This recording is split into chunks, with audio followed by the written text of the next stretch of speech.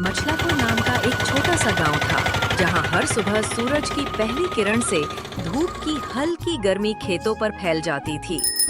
हवा में मिट्टी की खुशबू और तालाब की ठंडी हवाओं का मिश्रण लोगों के दिल को हल्का और खुश कर देता था।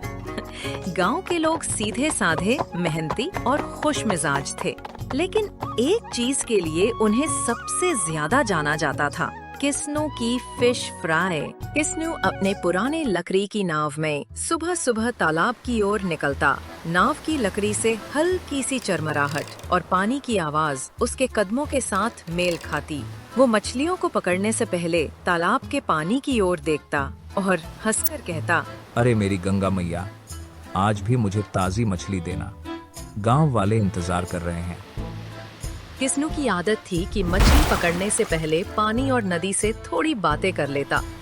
लोगों का कहना था कि यही उसके पकौड़ों और फ्राई का असली रहस्य है, प्यार और सम्मान के साथ काम करना। दोपहर तक वो ताजी मछली पकड़कर अपने ठेले तक लौटता। ठेले पर उसने बड़े अक्षरों में लिखा हुआ था, किस्नू फिश फ्राई वाला, ताजगी और प्यार के साथ। जैसे ही वो ठेले के पास आता, हवा में तली मछली की खुशबू फैल जाती। गांव वाले आते और कहते, किस्नू की फिश में कुछ ऐसा है जो कहीं और नहीं मिलता। भोलू नाम का एक नटखट लड़का रोज आता और बोलता, भैया आधी प्लेट ही दो, लेकिन मसाला ज्यादा डालना।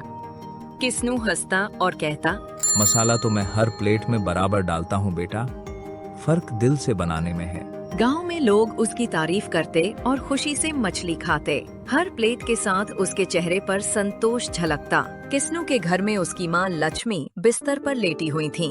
उम्र ने उनके कंधों पर हल्का झुकाव दे दिया था और बीमारियों ने उन्हें थका दिया था। फिर भी उनकी आंखों में हमेशा बेटा किस्नू की खुशी और सुकून की चिंता रहती। किस्नू सबको खिलाता है, पर खुद का ध्यान नहीं रखता है। किस्नू हंसता है। अरे माँ, जब लोग खुशी से खाते हैं वही मेरा खाना है। माँ मुस्कुराई और बोले, याद रख बेटा, स्वाद तब बनता है जब नीयत साफ हो, मसाला और तेल से नहीं बल्कि दिल से। किस्नू ने माँ का हाथ पकड़कर कहा, माँ, आपकी दुआओं से ही मेरे पकौड़े और फ्राई का स्वाद हर किसी को खुश कर देता है। माँ ने आंखें नम कर ली और उसे देखकर अपने बेटे पर गर्व महसूस किया। एक दिन दोपहर में किस्नू अपने ठेले पर मछली तल रहा था। तभी महल के दो सेवक गांव में आए। उनके घोड़ों की थक थक और झंडों की हल्की हवा में लहराते झंडों ने गांव के लोग को घबरा दिया। वे सीधे किस्नू के ठेले के पास आए। सेवक महेश ने खुद पहला टुकड़ा लिया और मुंह में डाला। उसके चेहरे पर आश्चर्य और खुशी झलक गई। वाह, ऐसा स्वाद मैंने राजा के महल में भी नहीं चखा। सेवक बोले, राजा ने आदेश दिया है कि जो सबसे स्वादिष्ट व्यंजन बनाएगा उसे राजमहल का मुख्य रसोइया बनाया जाएगा। किस्नू हंसा और बोला, हुजूर, मैं ठेले वाला हूँ, महल वाला नहीं। मेरी रसोई तो यही सड़क है और मेरे राजा ये गांव वाले हैं। सैनिक ने हल्की मुस्कान के साथ कहा, राजा का बुलावा ठुकराना आसान नहीं होता, कल सुबह जरूर आना। गांव वाले उत्साहित हुए और कहने लगे, अरे किस्नू, अब तो तुम्हारा नाम पूरे राज्य में होगा।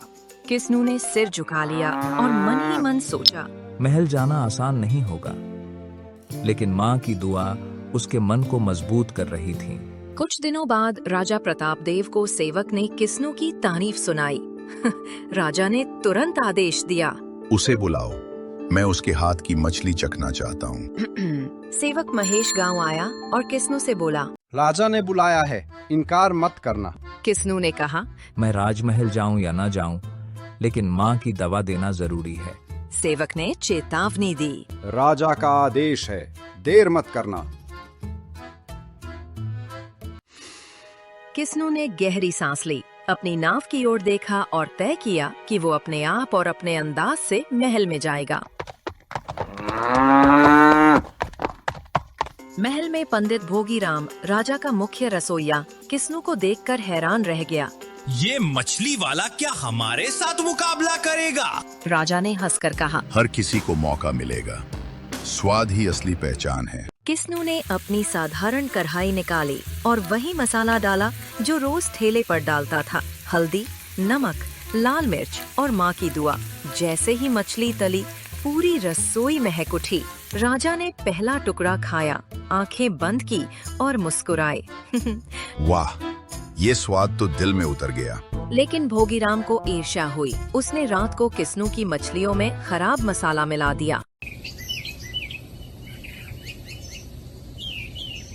अगले दिन जब खाना तैयार हुआ, स्वाद बिगड़ गया। राजा नाराज हुए और बोले, किस्नू, कल का स्वाद कहाँ गया? किस्नू चुप रहा। उसने सिर झुकाकर कहा, महाराज, मैंने वही मसाला डाला, लेकिन शायद किसी की नीयत बदल गई। राजा ने जांच करवाई। रसोई में भोगीराम का झूठ सामने आया। राजा बोले, किस्नू, तूने गलती नहीं की। तू सच्चा इंसान है। राजा ने आदेश दिया। अब से तेरा ठेला ही राजमहल का रसोई घर होगा। किस्नू मुस्कुराकर बोला, महाराज, मैं महल में नहीं रह सकता। मेरा असली सुख गांव वालों की मुस्कान में है। राजा ने सर हिलाया और कहा, तो ठीक है, अब से हम हर रोज तेरे ठेले से फिश फ्राई मंगवाएंगे। किस्नू जब घर लौटा तो माँ का चेहरा खुशी से खिल उठा। देखा बेटा, सच और सादगी कभी हारते नहीं। किस्नू ने माँ का हाथ पकड़कर कहा, अब मेरे ठेले से राजा भी खाएंगे और गांव के लोग भी खाएंगे। किस्नू का ठेला अब सिर्फ गांव के लिए नहीं था, बल्कि राजा भी रोज उसके हाथ की मछली खाने आया करते थे। लेकिन उसकी खुशी अपने गांव और माँ की मुस्कान में ही रहती थी।